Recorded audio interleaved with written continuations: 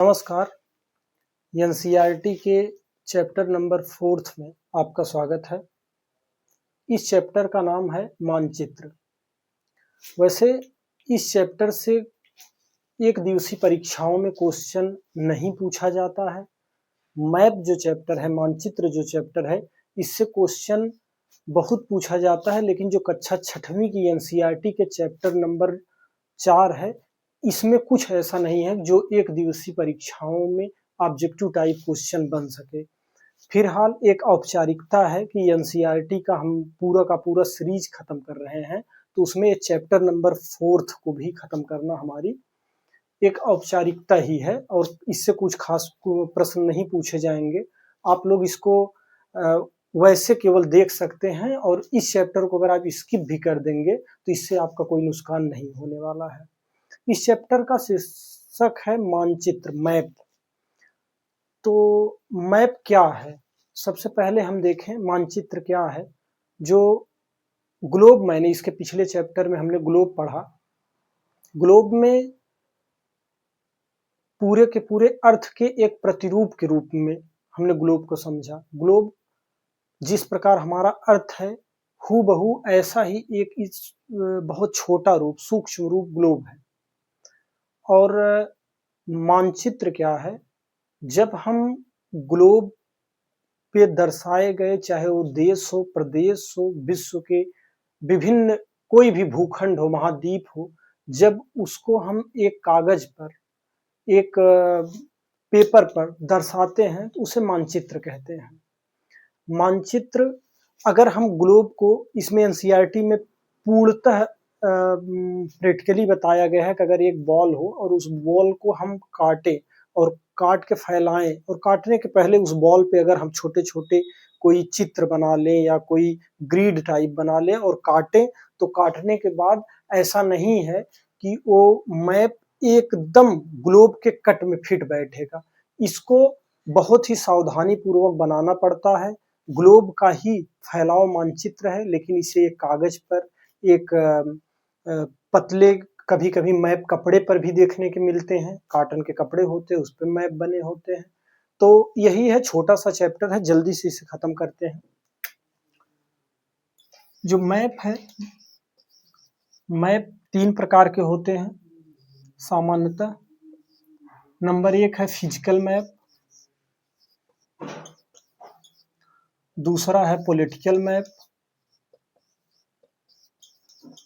और तीसरा है हमारा थीमेटिक मैप।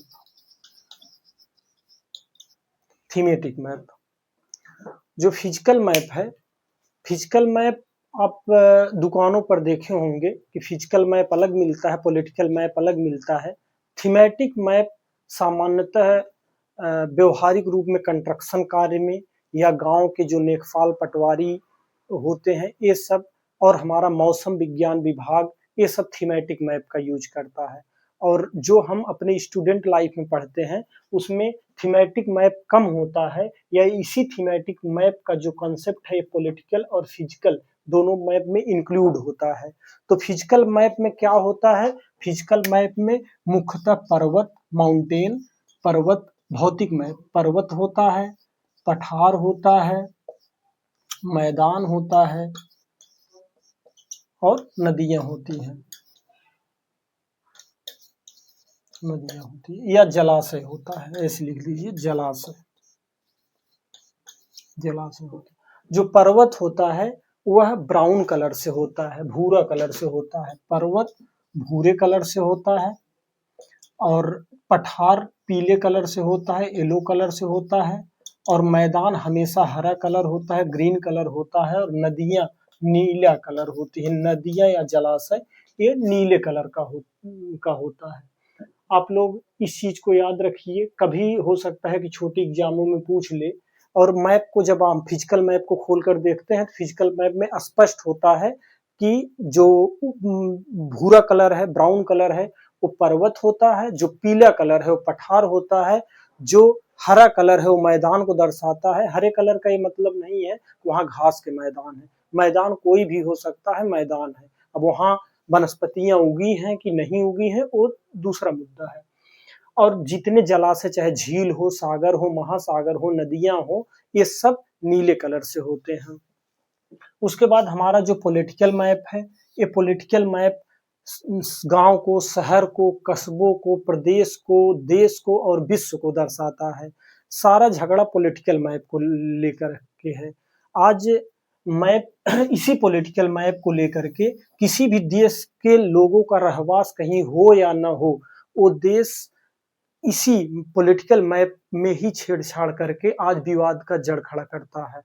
चीन जैसा आक्रामक देश हमेशा हमारे अरुणाचल प्रदेश को अपने मैप में दिखाने का प्रयास करता है, और बगल में हमारा सबसे बढ़िया पड़ोसी नेपाल है, वो लिपुआधुरा, काला पानी और लिपू लेक जैसे महत्वपूर्ण स्थानों को, जो भारत के लिए स्ट्रेटेजिक पॉइंट है, उसको अपने मैप में दिखाने का प्रयास करता है।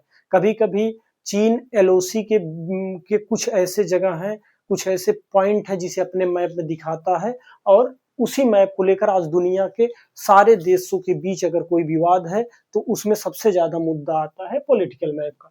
पॉलिटिकल मैप हमारे लिए बहुत इंपॉर्टेंट हो जाता है। थीमेटिक मैप क्या है?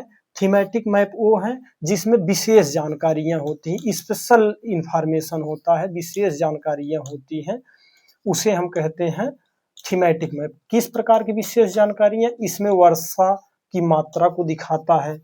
हम लोग कभी टीवी पर या न्यूज़पेपर पर देखते हैं कि एक इंडिया का मैप होता है या दक्षिण एशिया का मैप होता है, उस मैप में दिखाया रहता है कि हमारा अभी तक मानसून कहाँ आया है, वर्षा कितनी हुई है, और ये हमारे वन को दिखाता है, वन को दिखाता है, ये हमारे उद्योग को दिखाता है थीमेटिक मैप, कि हमारा कहाँ औद्योगिक क्षेत्र है, कहीं नहीं, कहाँ नहीं है। ये हमारे सड़क को दिखाता है, रेल लाइन को दिखाता है, ये हमारा थीमेटिक मैप है। उसके बाद हम मैप के कुछ कंपोनेंट को देखते हैं कि मैप के कंपोनेंट क्या क्या हैं। मैप के मुख्यतः एनसीईआरटी कक्षा 6वीं की 3 कंपोनेंट बता रहा है। तीनों कंपोनेंट हम बारी बारी से समझते हैं कि कौन कौन से 3 कंपोनेंट मैप के बारे में एनसीईआरटी बता रहा है। सबसे पहला कंपोनेंट है डिस्टेंस, दूरी। सबसे पहला कंपोनेंट है दूरी। दूरी क्या है? जब हम कहीं पर देखते हैं तो हम मैप क्या है? मैप किसी वास्तविक या बृहद आकार, भौगोलिक आकार का एक सांकेतिक छोटा रूप मैप है। मैप किसी कागज पर वो प्रतिरूप दिखाया गया है जो वास्तविक धरातल पर लागू होता है। तो ये जो दूरी है, इस दूरी को हम जब एक मैप बनाते हैं, हो सकता है कि वो मैप 1 सेंटीमीटर में, कोई नदी है, सीधा साधारण भाषा में समझे, कोई नदी है, उस नदी के बाद हमारा कोई बॉर्डर शुरू होता है और हमारे मैप में 1 सेंटीमीटर दिखाया गया है, तो वो मैप 1 सेंटीमीटर की दूरी पर, अगर नदी के 1 सेंटीमीटर दूरी पर बॉर्डर शुरू होता है तो 1 सेंटीमीटर किसी पैमाना है। 1 सेंटीमीटर 500 किलोमीटर, 100 किलोमीटर, 50 किलोमीटर के बराबर हो सकता है, और जो पैमाना डिसाइड किया गया है उस मैप में। तो दूरी जो हमारे मैप में होता है, वो मैप की दूरी हमेशा पैमाने में होती है। वो मैप की दूरी हमेशा पैमाने में होती है। और पैमाना भी 2 प्रकार के हैं। अब ये पैमाना क्या है, पहले ये समझें। जो वास्तविक धरातल पर स्थिति है, उस स्थिति को जब हम मानचित्र पर दर्शाते हैं तो वह उसका अनुपात ही पैमाना है। जैसे सीधा एग्जांपल में समझें कि मान लीजिए 2 मील की दूरी है। अब वो 2 मील की दूरी अगर हमको पैमाने पर दिखाना हुआ, तो हम 2 मील को उसमें जब हम मैप बनाएंगे तो उसमें हम 1 सेंटीमीटर, 2 सेंटीमीटर से दर्शा सकते हैं।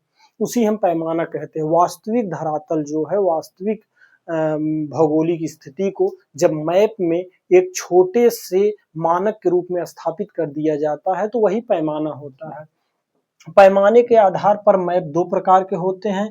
एक होता है बड़ा पैमाना वाला मैप, एक होता है बड़ा पैमाना वाला मैप, एक होता है छोटा पैमाना वाला मैप। बड़ा पैमाना वाला मैप, एक होता है छोटा पैमाना वाला मैप।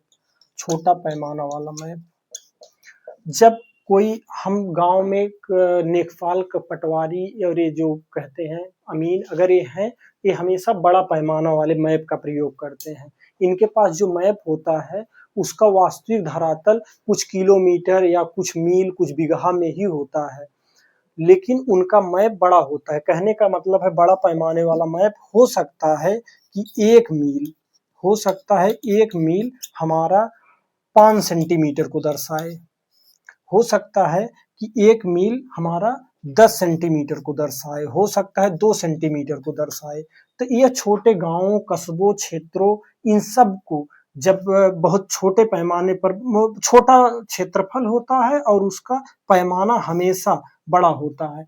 1 मील है, 2 मील है, 1 बीघा है, 2 बीघा है, वह 1 सेंटीमीटर, 2 सेंटीमीटर, 3 सेंटीमीटर का आता है। इसे बड़ा पैमाना वाला मैप कहते हैं। छोटा पैमाना वाला मैप क्या है?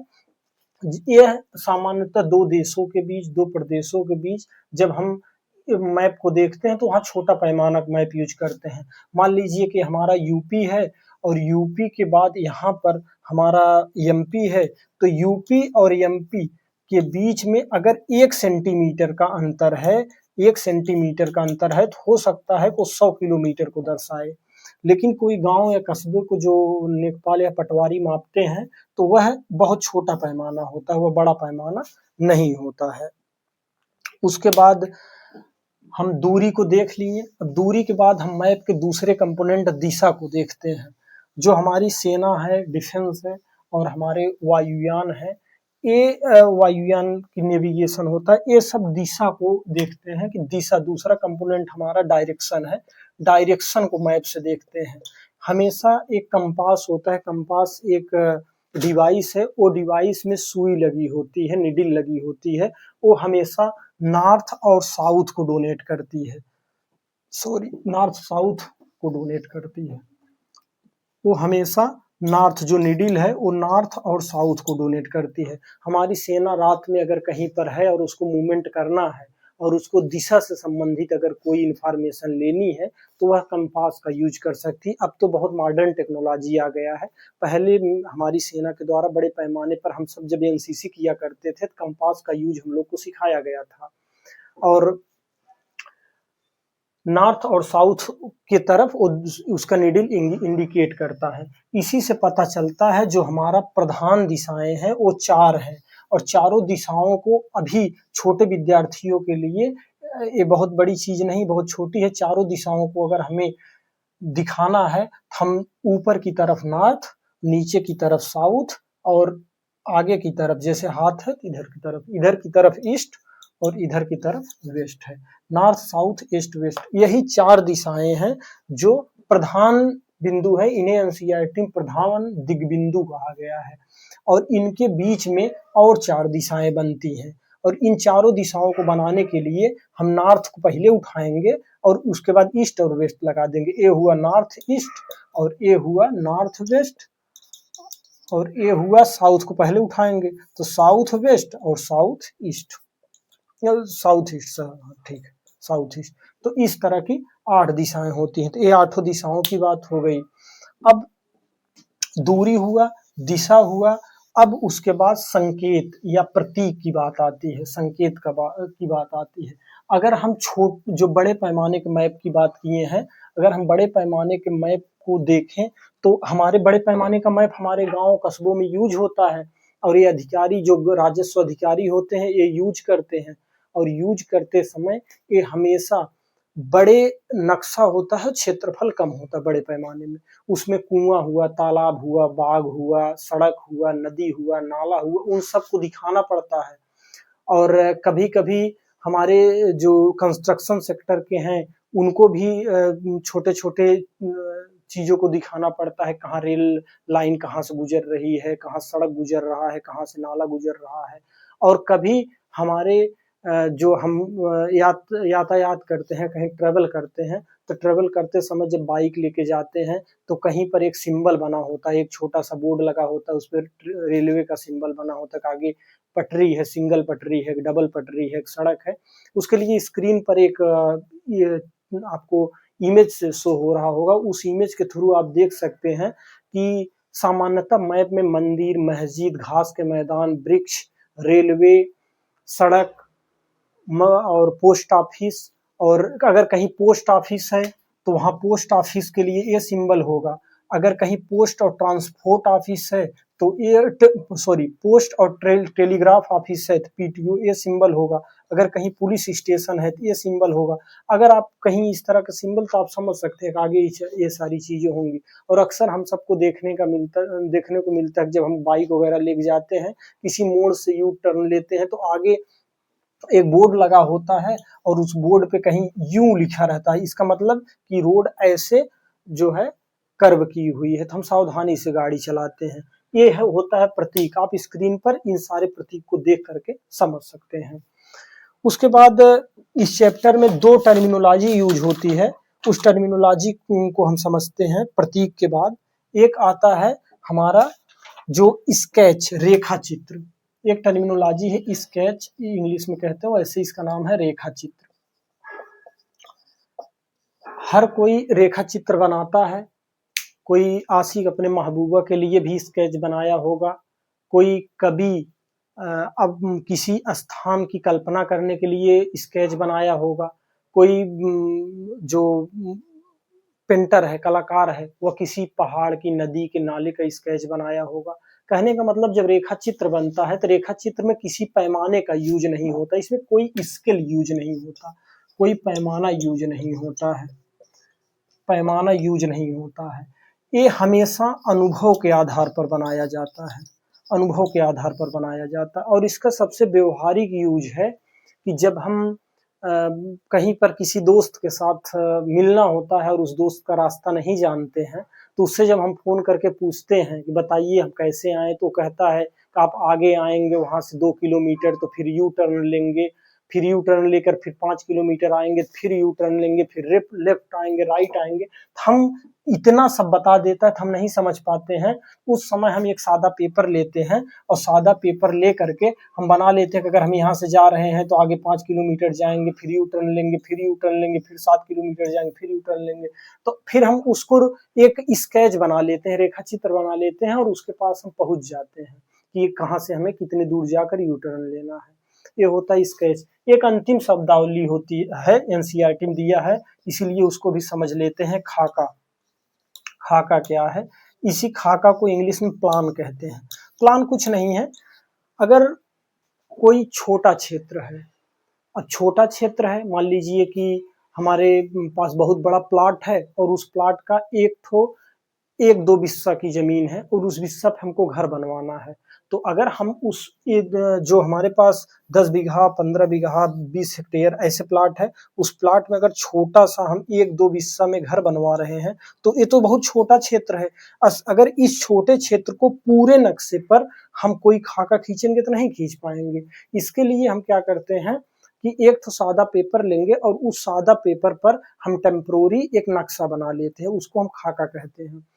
जब कोई आदमी अपने किसी जमीन पर घर बनाता है तो जमीन का एक छोटा सा टुकड़ा होता है, उस छोटे से टुकड़े के लिए वह मैप में ही नहीं कुछ करता है, बल्कि उसके लिए एक अलग से पेपर लेता है और पेपर लेकर 10 बाई 12 का अगर रूम है तो 10 बाई 12 के रूम में इसको एक टेम्परोरी चीजों को बना लेता है और उसे हम खाका कहते हैं। खाका में पैमाने का प्रयोग होता है, लेकिन इसमें जो हमारा रेखा चित्र है, रेखा चित्र स्केच जिसे कहते हैं, उसमें पैमाने का प्रयोग नहीं होता है। जो हमारा बड़ा पैमाने का नक्शा होता है, चित्र होता है, वही हमारे राजस्व विभाग में और ग्रामीण नाप तौल में यूज होता है। और जो हमारा छोटे पैमाने का मैप है वो प्रदेश स्तर, राष्ट्रीय स्तर, जिला स्तर, इन सारी चीजों में यूज होता है। उसमें पैमाना छोटा होता है, क्षेत्र बड़ा होता है, और बड़े पैमाने के मैप में पैमाना बड़ा होता है, क्षेत्र छोटा होता है।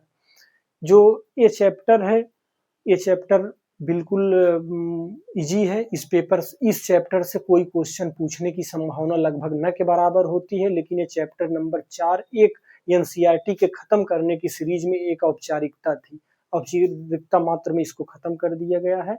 आप इस वीडियो को देख करके उसके बाद इस चैप्टर को न भी पढ़ें तो अगले चैप्टर पर आप जा सकते हैं। इसी के साथ ये बात अपनी